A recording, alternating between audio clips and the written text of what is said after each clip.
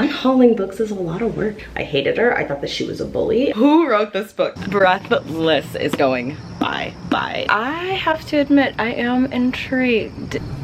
I'm bored. What's up, cuties? In today's video, I am going to be attempting to meet my goal of unhauling 250 books by December 31st. Look, I have so many books on my shelves. The last time I counted, I had almost 2,000 books, and I am starting to get anxious. I don't know how many books I have. I don't know where my books are when I want to find one. I will go and see my shelves and have no idea what certain books are even about, if I want to read them, and my library just doesn't feel like mine. Giving me a very, very generous special hand in this video is none other than Pango Books, who is this video's sponsor. Y'all know Pango because I talk about them constantly. It is an incredible app where you can buy and sell both new and used books. I've been selling books on Pango for quite a while. I use it every single day. A lot of the books that I haul that don't come from publishers all come from Pango. A lot of these books that I am unhauling are going to go on my Pango, and I'm gonna be showing you how I do it. So y'all are gonna be helping me out with this unhaul. My Pango account is gonna be in the description box down below, along with a $5 promo code. Use the code Jesse in order to get $5 off your first order of $20 or more. It is a pretty good deal. It's really easy to use. You essentially take a photo of the book and you scan the barcode on the back, and Pango automatically generates the key details of the book, the name, the author, the genre, etc. You decide how much you want to sell the book for, but they have this new pricing feature that automatically suggests what price to sell the book at because of what other people are selling that same book at. So you can kind of see, okay, well, people are selling this book at $6, so I'm gonna sell it at $4 in order to be competitive. And I really, really like this feature. They also have threads where people can discuss books and the review section for you to review sellers. It is also one of the easiest apps that I've ever navigated in my entire life, which is why I stand by it. Pango is absolutely my favorite sponsor that I've ever worked with. Please don't tell anybody, but it's true. Without further delay, let's get right into it. The first order of business will be to take those books and move them, and then these books on the top of the shelf.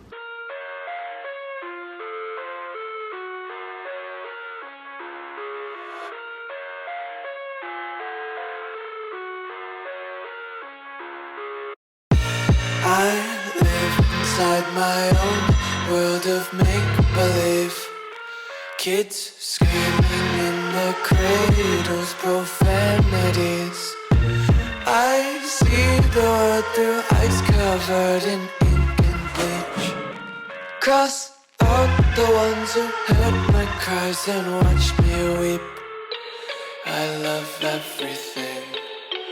Fire spreading all around my room. My world's so bright. All right, this looks pretty good, right?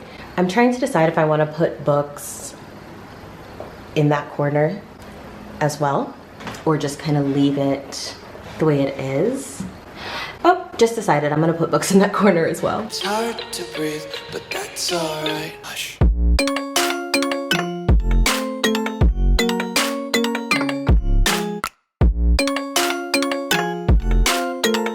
So as of right now, this is how the shelves look. There's no specific organization system here. There and there. We're slowly working on putting books down here in between the plants to kind of just break it up. Here is this shelf, and there's still books, as you can see, that can go there. This is the books that we're giving away or selling shelf, including books that need to go and get listed on Pango. There's more books here, so we can still fill that out. And then finally, there's some books down there. So as far as the library goes, this is what it looks like thus far. So we've cleared almost all of the books off of the ground. You can actually walk in here now. We have almost all of the books done from the top of these shelves. Your content, hold your breath and feel the tension. Devils hide behind redemption. Honesty is a one-way gate to hell. I wanna taste consumption. These are the 5 books that this person ordered. We have 6 Crimson Cranes, Scythe, How to Succeed in Witchcraft, Long Way Down by Jason Reynolds, the special edition, and then Bone Weaver by Aidan Polydoros, and it comes with bonus swag inside. So this is what the bonus swag looks like. That's the back, and then there's this, and then there's this. And then I have David's tea along with some tea bags. I have a bookmark that I'm including in there, and then a thank you card that is personalized to the purchaser. I'm also going to be including some stickers into my package. I just love putting in whatever bonus swag is possible. What's up, y'all? We are just fresh out the shower, hence the wet hair, but I wanted to pop on and talk about the books that I've identified for the unhaul. So as of right now, y'all can't see it, but I have 3, 4 stacks of books, 5, 6 stacks of books that I'm gonna be getting rid of, and I am so excited. I'm feeling cleansed already. So the first ones that we're gonna talk about right now are these 4. I put Piñata by Leopoldo Gaut on the Pango yesterday, and thank God it sold because I hated this book and I do not want it on my shelves. If you want to see the video where I read this book, it is down below. Never been so heartbroken in my life. I really did not like it, although the ending was phenomenal. I also have The Broken Wish by Julie C. Dow. This was sent to me by Hyperion, and I'm just really not a whole lot of interested in Disney retellings, which is ironic because I'm currently writing a retelling, so that's hilarious. Next up, we have The Secret Talker. This is by Geleng Yan. It's kind of like a literary thriller / love story, and I really didn't like it. I thought that the white man who is married to our protagonist, who I believe is Japanese, I believe this is set in, nope, excuse me. The wife is Hung Mei, and she is the perfect Chinese wife, beautiful, diligent, and passive. And it's about her being married to the perfect white American husband, but she thinks that he's trying to kill her, and she's got a stalker, that kind of thing. I did not enjoy the book. I didn't like the writing. It was very tedious for me. I was not a fan. And I'm unhauling Angie Thomas's On the Come Up. I read this audiobook years ago, right when it came out. I loved it, but I think that this book would be better suited on the shelves of somebody else. I still have the audiobook, so if I want to revisit that story, I absolutely can. Then we have another pile here. All of these books have already been added to Pango. Now we have The Cartographers, which was sent to me when I was working with Book of the Month, and I was kind of interested in it, but not interested enough to keep this giant book on the shelf. Then we have Somebody's Daughter, which Book of the Month also sent. This is basically new condition. I tried the audiobook, I tried reading this physically, and I just didn't enjoy it, despite the fact that this does talk about the prison industrial complex. Her father is put in prison and her mother dies, and it is about generational trauma, childhood defied by the looming absence of her incarcerated father. Y'all know that, like, I make a lot of jokes about my first father leaving the family, because that was something that hit me really hard as a kid, and now I just find it hilarious. But long story short, incarceration, my father was never incarcerated. Like, that's not why he left, he just sucked. Fatherlessness and black fathers being removed from the black familial unit by the state is something that I feel very passionately about, but still I just could not get into the book. We have Borderless. The publisher sent me 2 copies, so I'm getting rid of this copy and the gorgeous bookmark. I'm excited about Borderless because this follows 2 teens, one who is Guatemalan and the other one who is Mexican. And it is their love story, the issues that they face. This is a book I'm super excited about, but I don't need 2 copies. Then we have 5 Feet Apart, which I also threw up on my Pango. Bakasha just got up. Very dramatically. Chronically ill, young YA love story that I was interested in reading years ago, kind of when the hype was going around, and my reading tastes just have changed. I didn't want to get rid of this because the cover is so fucking pretty. Like, it's gorgeous, but I'm not going to read this, and I don't think that this is the I think that there's other stories that feature chronic illness that are calling to me a hell of a lot more. This one is widely read, and so I don't feel that I'm going to be, you know, really missing out on it. Akasha. In the arms of an angel. And then I am getting rid of We Were Liars and Family of Liars. The publisher sent this to me and I was like trying to get myself interested in it, but I'm not interested. So these are up on my Pango individually and then also as a bundle. But personally, I keep trying these like dark academia, privileged, pretty people problems kind of things books. And those are largely misses for me, but every now it's a hit. And this, I'm just not interested in it. I just have a feeling I wouldn't like these books. So those are gonna go to another home. And I can't wait for that. This is an exciting stack because there are some books in here that I really have good feelings about and books that I'm just like, no thank you. Good Game Well Played was a graphic novel that was sent to me by this publisher called Maverick, and I did an experiment kind of video reading and testing out their books, I think last year or the year before that, and I enjoyed every single one of the graphic novels that they sent. They focus on stories following marginalized teens, mainly queer teens, teens of color, and their stories are just really exciting. I loved all of the illustrations. This book was really, really good because it is set in 2009, and Sienna is going back to her hometown for to say goodbye to one of the friends that died in her friend group. And then you're also following her friend group back in the late 90s when they were all playing arcade games, and it was just really, really, really, really sweet. I enjoyed this book a lot, but I know I'm not going to reread it. So that is up on the Pango. I also have listed my annotated copy of Sabrina and Corina. I really enjoyed this book, and I'm excited to be sharing this with somebody who can get more out of the story. One of my most highly anticipated reads in the year that it came out. It features a bunch of stories from indigenous Latinas characters, and it is just written by Gali Fajardo, but that is a giant mosquito, and I hope that you do not make it through the night.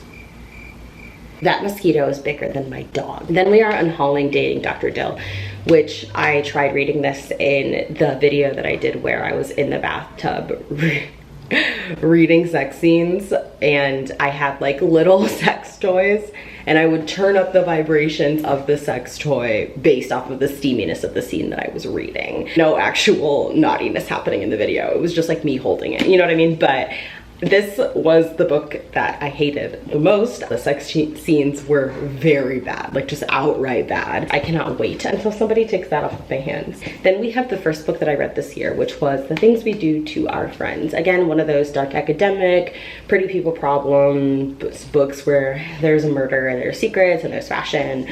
And I want to love this book, but I didn't. I thought the strongest part of this book was the first chapter. It was amazing, and all of that just slipped away. The characters became very cookie cutter, weren't interesting. I'm also very excited to just be giving away. I'm going to be putting this in a little free library. The Cloisters by Katie Hayes. I did not like this book. I do not like Green Eggs and Ham. I do not like them, Sam I Am. I hated this book. The better version of this book is the one by Kit Mayquist, which is, it's got flowers on the cover. That gave everything that The Cloisters did not give. So the next thing we have here is Sankofa by Chibundu Onoso.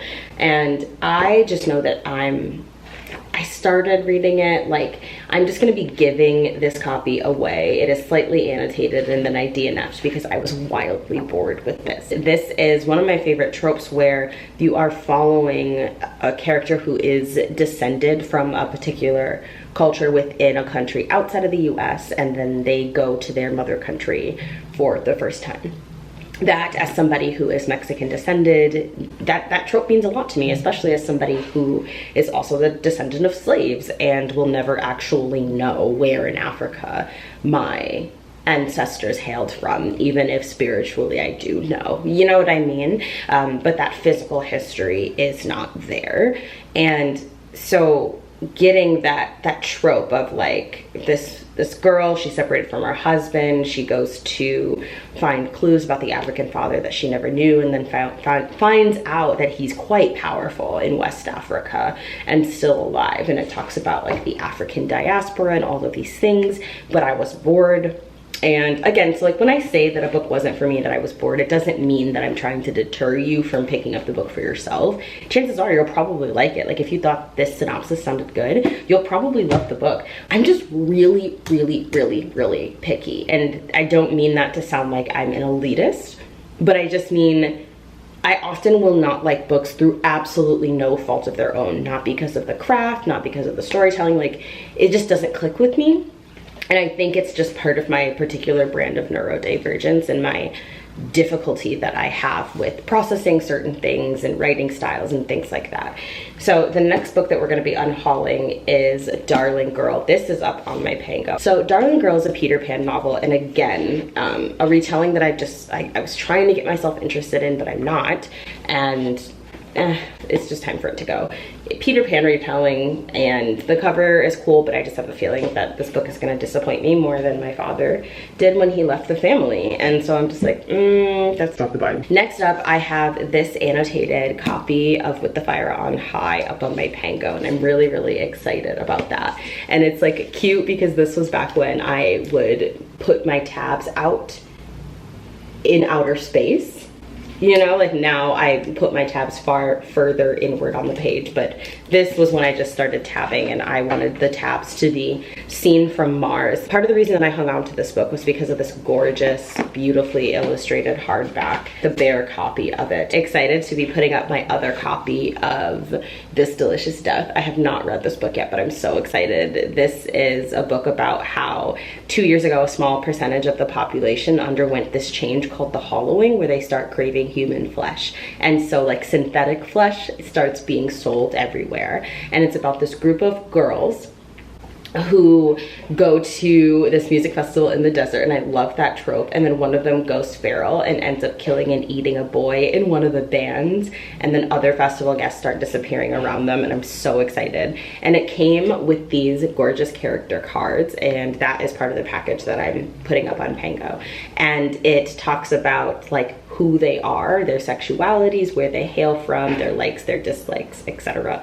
Super fucking cool. Like this character, Jasmine Owusu, is a cis female lesbian, and she's an overachiever. She likes parties, she likes to cover up with humor, and honestly, same.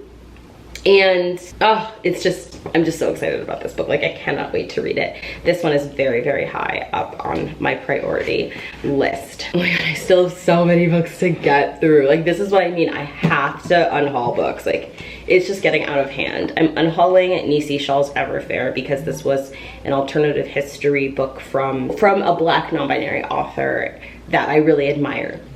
And they have been writing for a very, very long time and claimed short story writer. Unfortunately, I was deeply, deeply bored. So you have to really, really love history and kind of academic-y writing and steampunky vibes to get into this book. And I really couldn't. I would try the audiobook for it, but honestly, out of all the characters that were covered in the book, I only cared about the perspective of one. He wasn't even a big enough part of the book for me to actually give a shit. So then we have People Person and Break This House by Candace Ilo, or Ilo, or Iyo maybe. Both of these are arcs that I'm going to be unhauling, donating, giving away. I don't think I'm gonna read this book anytime soon. And this is a book, like since it's short, the audiobook would be a really good way to go. So I am also going to be putting my annotated copy of Fevered Star up on my Pango. This is one of the books that I have not put on my Pango yet, but I'm so excited. I actually do have to finish annotating this part of it, so I'm excited to kind of revisit the story and finish up my annotations whenever someone gets it, because I ended up switching to, I think, the audiobook for this. Or I just was so into it that I stopped annotating. It was one of the two. It just was so fucking amazing, like so good. I'm gonna be unhauling my annotated copy of Delicious Monsters. I did a reading vlog on this book earlier in the year. It was one of my most anticipated books, and I just Cried my eyes out. I loved it. It meant so much. We're following two different Black girls. It's a thriller horror book, body horror, great social themes. It was incredible. I really, really love LaSalle Sambury. I am going to be giving away my copy of Portrait of a Thief because I have no interest in reading that book, especially after like the criticisms, the critique of the writing. Like I'm so not interested in Portrait of a Thief, which sucks because that was a book that I was highly anticipating giving away my copy of Instructions for Dancing by Nicola Yoon, because I know I'm not going to be reading this story. I don't even know what it's about, and I'm not gonna know because I don't care. I'm also going to be giving away my copy of The Niger Wife. I read this very recently via audio, and I loathed the book, and I ended up DNFing. I could not do it. The video where I try it is down below. Next up is Fake It Till You Bake It, a book that we purchased new from Pango. It is a baking romance between a football player and I think she's a designer. Infuriating. First of all, the writing wasn't there. There was a lot of forced comedy. Female protagonist Jada was absolutely insufferable. I hated her. I thought that she was a bully. I really didn't like it, so I put this right back up on my Pango. I'm going to be giving away my copy of All the Things We Don't Talk About by Amy Feltman. This is a book where we follow a non-binary teenager who is living with a neurodivergent father, and their lives are, you know, really turned upside down when their alcoholic mother crashes back into their life. It got really repetitive for me personally. I was like, I think that this book could have damn near been cut in half. I am going to be giving away Our Best Intentions, one of my anticipated releases. I read this in that video where I read Natural Beauty and The Secret Talker. This was one of them. I really enjoyed it, despite the fact that I was hating it at the beginning. I ended up giving it 5 out of 5 stars, and I love when a book kind of just takes a turn and surprises you. I'm gonna take a quick screenshot as of this point in the video so you can see where I am at in my Pango little journey. No, that was very creepy. I didn't like that at all. This is The Spite House. I hated this book. I thought that it was disappointing as hell. I thought that the horror was very, very underutilized. I thought that the story was convoluted. I did not like the father. Now, the plot line with the little girl, that is kind of one of my favorite tropes. And if you read the book, y'all know what I'm talking about. That is so funny. So there's this scene that I just opened to. He surprised himself when he spoke aloud without a second thought. Hello, he said to whoever he saw at the end of the hall.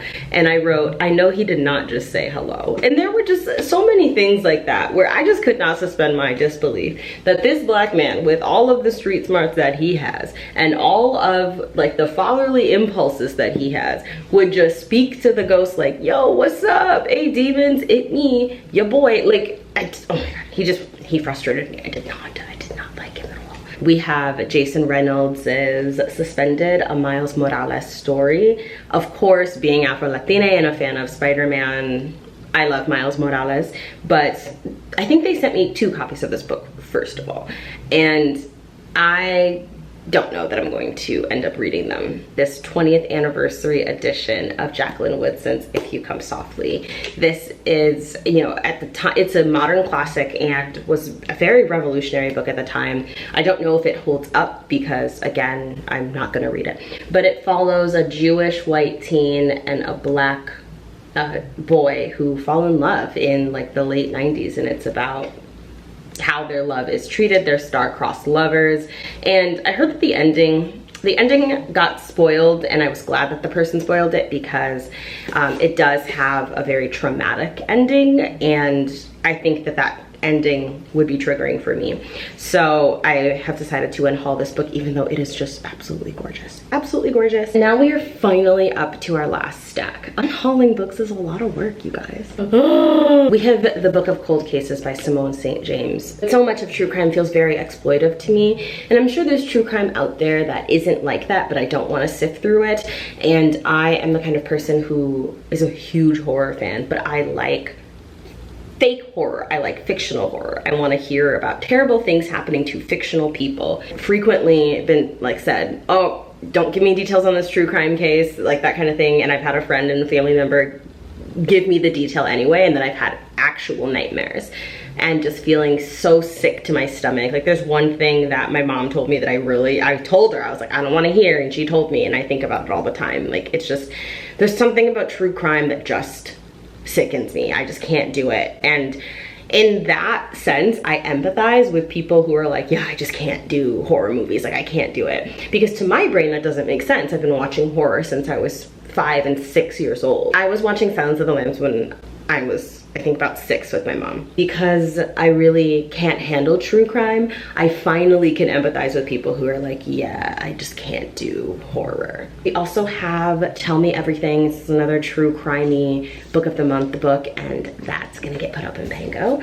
We have the hardcover copy of All the Things That We Don't Talk About by Amy Feldman. And this one is annotated. This is the one that I read and annotated. So I'm going to be putting this up on my Pango as well, and I'm excited for it to find a new home with this stack here. Next up, as much as it pains me, I'm gonna be giving away The Other Black Girl. That came out wrong. I don't like that. That sounds so mean. I'm gonna be giving this book away. It was a highly anticipated kind of literary thriller. I love books that are set in publishing. I love the TV show Younger with Hilary Duff, and I was hoping for racialized Younger vibes, and I definitely did get that. It is about the horror that comes with being forced to contort yourself socially and professionally in order to fit into this idea of what it means to be a Black professional in a predominantly white space. The body horror, the psychological horror was pretty cool, and I had a lot of issues with the text. I just didn't like it. I just didn't like it. I tried to convince myself that I liked it, but I really did not. Next up, we are going to be giving away Officer Clemens. This is a book that I would really, really love to reread at some point in my life via audio. The guy who plays the officer on Mr. Rogers, and comment down below if you're old enough to have watched Mr. Rogers and remembered it. I say it like it came out in 1950, but it really was a revolutionary resistant show. He was also the first Black man to be featured on a children's television program, and he was also gay. He was also an opera singer, and a lot of people kind of expect this book to be about, you know, him telling all about Mr. Rogers, the TV show. But it's actually about him.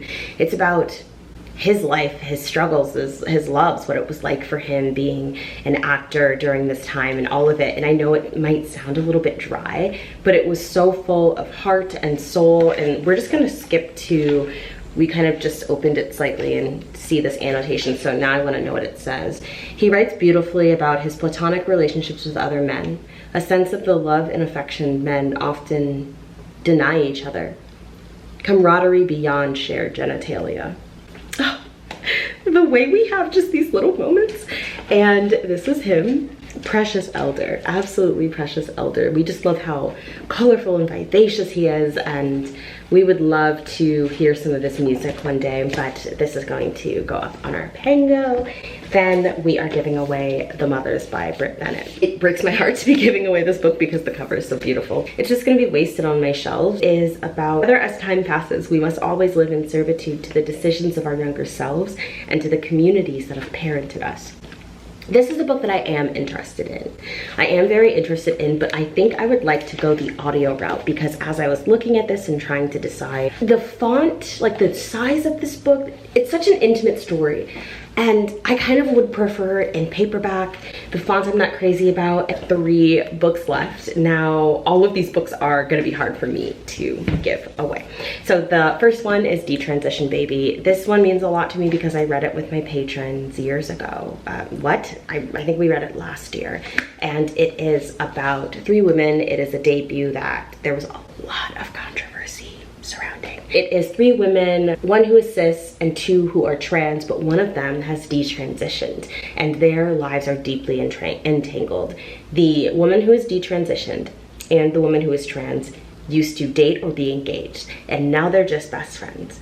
I don't mean to say just best friends, because friendship is beautiful and sacred, but then also you are following the woman who the detransition woman impregnated, and they're all like trying to make parenting and this friendship work. It is ridiculously messy. It is controversial. Memorial by Brian Washington, which I can't remember if I have 2 copies of this or not, but oh my god, focus, bitch. Focus on me. Okay, so Memorial, I'm not sure if this, oh, there's chopsticks. I never noticed that. It's chopsticks on a plastic bag. That's funny. So this is a book about a biracial gay couple, one who is black and the other who is he Japanese? Yeah, his family is from Osaka, which is where I'm about to be going pretty soon.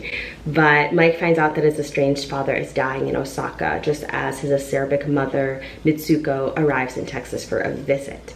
And his boyfriend, Benson, they're stuck living together as unconventional roommates in an absurd domestic situation that leads Benson to a deeper understanding of family and himself. And this is supposed to be really beautiful, lots of excellent themes, great writing, but I'm not gonna be reading it. I have 2 copies of this book, so I'm gonna be giving away one of them. This is Bittersweet by Susan Cain. Susan Cain, of course, is the brilliant author behind Quiet, which is one of my favorite books of all time. If you are into nonfiction, you can't be into nonfiction and not love Quiet. It is so good. And Bittersweet is about nostalgia and longing and why we are such a nostalgic species. What I have been doing as of lately with my Pango is changing it. So instead of taking the photos in the app, what I've been doing is using portrait mode on my phone and then just uploading the photos, because then I can just make them more precise, and I like that a lot better. I think my image quality has increased. Before we wrap up this portion, I'm going to kind of just do a little check-in and see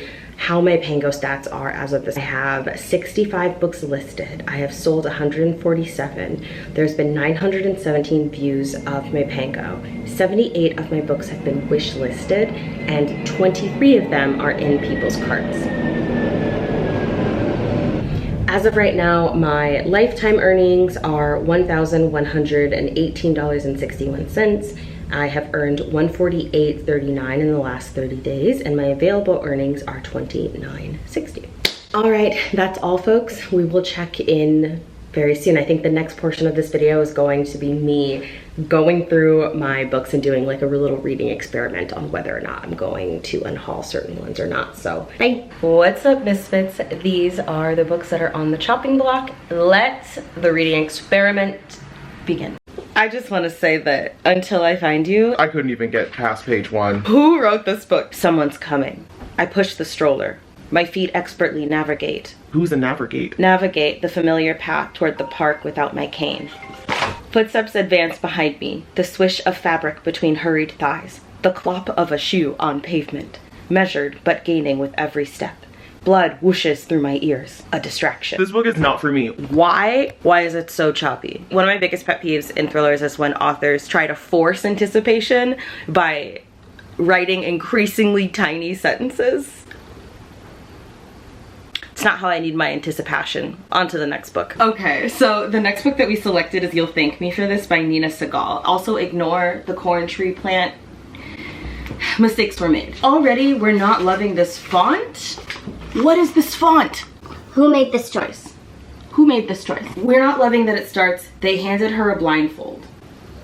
She looked at it, turning it over in her hands. It was black, made of thick fabric with extra flaps on the side. Why is this being described? It reminded Karen of the blindfolds her mother would wear when they took an international overnight flight. Oh my gosh, okay. We're not very impressed with this so far, but we are going to keep reading. Maybe it'll get better. It did not get better. The Retreat by Elizabeth de Mariafi. I'm gonna be DNFing The Retreat. I got to page 100 and like 108, and I'm just not into this book at all. It is told in the third person and it feels very third person. It feels too much like a Agatha Christie wannabe, and like Agatha Christie can't even be Agatha Christie, so what's going on here? Not interested. The characters, they feel really flat. The whole, like, I don't know, I don't think that it's engaging. What I need just isn't there, and I can't put my finger on what it is. It's talent. A flicker in the dark. I ended up reading all the way to page 152, in A Flicker in the Dark by Stacy Willingham, which is the story about a girl whose father killed like 6 girls in her town before he was finally caught. And she grows up to be a psychologist, and of course he will start killing girls in her town again, so she goes back. This, of course, is not a new innovative concept, which is okay because writers can still do really great things with concepts that have been done again and again. Unfortunately, this is just more of the same. I've read this book a million times before. I can tell you how it ends. I have enjoyed this the most out of the other books so far, because obviously I got further, but Not enough to keep. okay, but are these the same book or are these the same book? What is on my nose? What is that? I don't know if that's been there this whole time, but I did just tend to the flowers, and I'm wondering if some of their like pollen or something got on my nose, and if that's been there the whole time, then I'm sorry. Oh wait, and there's like a hair in front of the camera. Damn, I'm just a mess. I'm a mess. So I wanted to give an update for this little unhauling experiment, because I've just been sitting out here thriving in nighttime with my main girl and the flowers and the porch ambiance. Literally just have been sitting here reading. So Breathless is getting bye-bye. Excuse me. Ma'am. Breakfast is going bye-bye. Breakfast. Breathless is going bye-bye. This is a thriller. Again, this is from the like Snowden wilderness heart of my collection.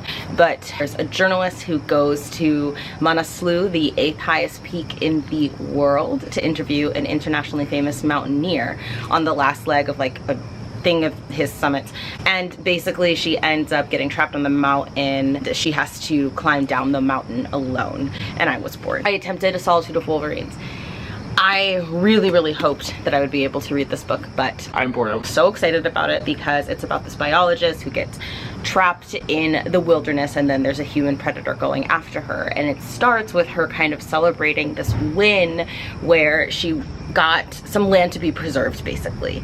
And it starts out with she's celebrating that win, and then there's a gunman who shows up and starts shooting people, and even that wasn't interesting to me. So I wasn't into the story. But now we have some good news. Gone Dark attempted this, and absolutely a yes. I only got like 5 pages in. The first chapter alone told me that this book was a must to stay on my shelves. It's essentially about this teenager who escaped a compound that her father ran. Like, her father ran this cult, and she learned all these survival skills and these technological skills there, but then the entire country goes dark. There's some sort of malware attack, and all of the country's electrical grids get cut off, and she has to use her survival and techie skills and a growing group of friends and followers, and has to lead them on an epic journey across a crumbling country back to her father's compound. Oh, it just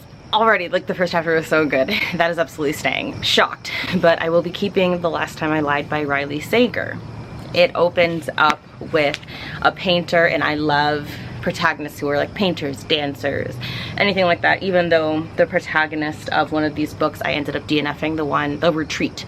She's a dancer, and that even wasn't enough to keep me interested in the story. But it starts out with a survivor painting pictures of the girls that her attempted killer murdered. I was just really into it. I was really into it. This will be my second Riley Sager. I loved my third? I read The Home Before Dark, the writer's story. I thought that was very mediocre. I gave it a generous 3-star. And I loved the one that everybody hated, the one on the lake. Probably have to be more specific, huh? It was the one where the twist for the ending made the book become a different genre, and a lot of people didn't like that. And then the other 2 books that I read that I was like, yes, absolutely staying, I'm sticking with them. The Hollows, yes. There's no way I'm not going to read this book. It is so freaking interesting. It's really similar to 30 Days of Night, where there is this remote village that frequently is attacked by snowstorms, and people start showing up dead in ways that clearly suggest murder. This one just starts out with so much action and atmosphere. I really like the font. The writing is very good. I was interested in all of the characters right away. It's gonna stay. Wicked River, I didn't think I'd be keeping because it started out a little bit rough for me. It opens with like this couple getting married and setting up for the wedding day and things like that, and you know, not really my thing, but whatever. I was just waiting for it to get interesting, and then there was a bunch of men arguing, and it's clear that they're talking about something a little bit more serious than seating arrangements. And even then I was just like, I don't know about that. Like, I'm just not really feeling pulled into the story.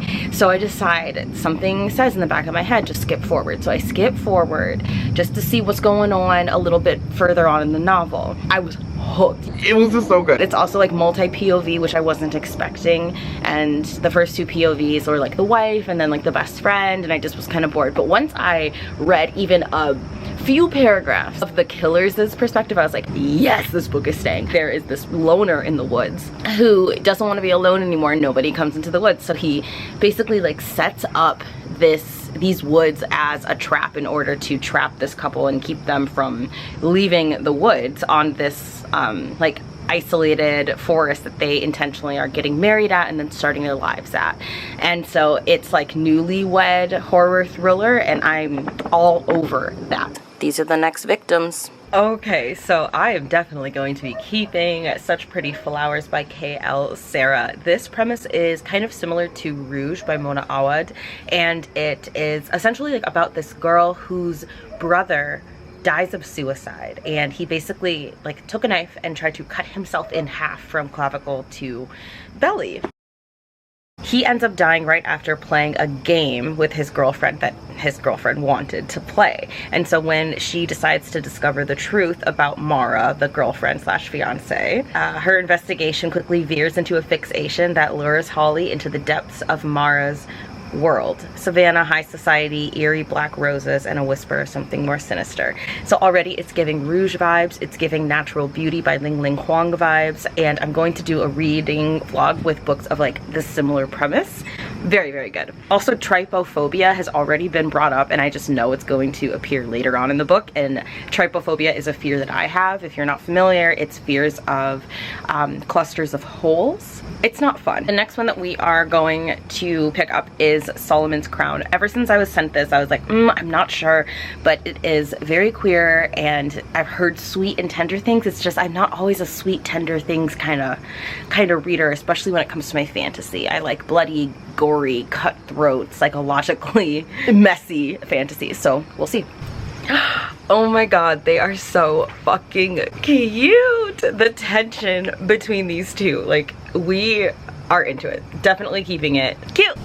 Oh my god, so this is also going to be within that vlog where I read Rouge and what was the other book. So basically this is about a woman who has amazing control over her body and mind, and she decides to start making a physical transformation to her body, and her transformation is told through the perspective of 3 people in her life. One who is a recluse who is obsessed with her after like meeting her at a gym. The other is her mother, and I forget the third person, but it's really good. It's weird. Again, it gives Natural Beauty vibes, so I'm really excited to read Rouge and this and the other book, and I'm so excited. So now we are going to be switching to Land of Milk and Honey. I swapped out the last book for these 5 because I realized that I only wanted to do thrillers for this little experiment because I'm just really in a thriller mood right now. So these are the next ones that we're going to be assessing. This one I actually need to swap out for Sharp Objects because I have both and I grabbed the wrong one. But I actually will be unhauling this because I didn't really love it as much as I thought I would. And so I'm going to be putting it up on my Pango. It is annotated. You can tell that I definitely like lost interest. I have to admit I am intrigued. The first page I was a little nervous because it starts off with her, you know, going through her husband's things, like really frantic and stressed out, and I was like, oh my god, I don't know if I can do another like formulaic the husband is secretly a killer domestic thriller. But then he shows up, and the tension was there. There was something that hooked me. I was like, okay, this is a book worth continuing with. Mainly because I want to watch this man suffer. He seems fucking horrible. And now we're going to switch to The Girl in the Headlines by Hannah Jane. Not gonna lie, feeling a little bit conflicted. I was really excited about this because it opens with action. The girl, 18-year-old protagonist, wakes up covered in blood in a motel, and she has no idea what is going on. She turns on the TV and finds that her parents have been stabbed and her little brother is missing and that she is the suspect. And we're like, oh, okay. The final paragraph, she says, "This didn't happen to people like us. People who lived in nice houses with hardwood floors and who ate Cheerios every morning and who drove a decent car and went to church on Sunday and Pizza Jake's on Fridays. We were normal, plain, the American stereotype. We had a picket fence, for God's sake." So what kind of people do murders happen to? I think we're gonna be unhauling this one. This is a story about a girl who is down on her luck and decides to participate in this psychological study on morality and ethics, but the psychologist seems to know everything that she's thinking, everything that she's ever done, and we're hooked. We're absolutely hooked. The first bit talks about the girl who's doing this study and how she is a makeup artist, and I loved the character work right away. It was meticulous. It told us a lot about her without having to overtly state things. I don't know how to put it, but I can tell this is going to be a very aggressively psychologically written book, and I'm excited about that. And now we're off to The Girl on the Train. I'm bored. All right, cuties, that is it. That is the end of this video. I am so proud of myself. I did not exactly meet my goal of unhauling 250 books, but that is because it is so much harder than I thought it would be, and I already knew how hard it was gonna be. So just stay tuned. You're gonna keep seeing more unhauling videos and experiment videos where I read a book, a certain part of a book, and then decide if I'm gonna unhaul it, because I don't know if I'm gonna meet this goal by the end of the year, and if I don't just ramp up, and I'm already like hyperventilating. It's already really hard giving away these books, but they have to go. I'm this much closer to creating my dream library, a library that feels like mine. So I want to show you the progress of this is what the book room looked like at the start of filming this video.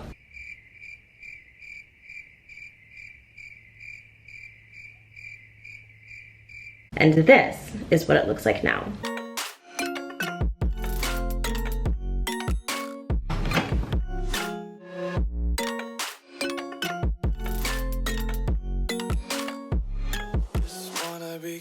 The progress is beautiful, especially if you guys know why the book room got destroyed in the first place. It's going to be linked down below, just talking about my health issues and how my health issues led to that disaster. That's gonna do it for this video. Thank you so much to Pango for sponsoring another one of my videos. I really, really appreciate it. And you can be friends with me on Pango. My handle on Pango is Jesse on YouTube. Don't forget to use the code Jesse in order to get $5 off your first purchase of $20 or more. Okay, catch you on the flip side.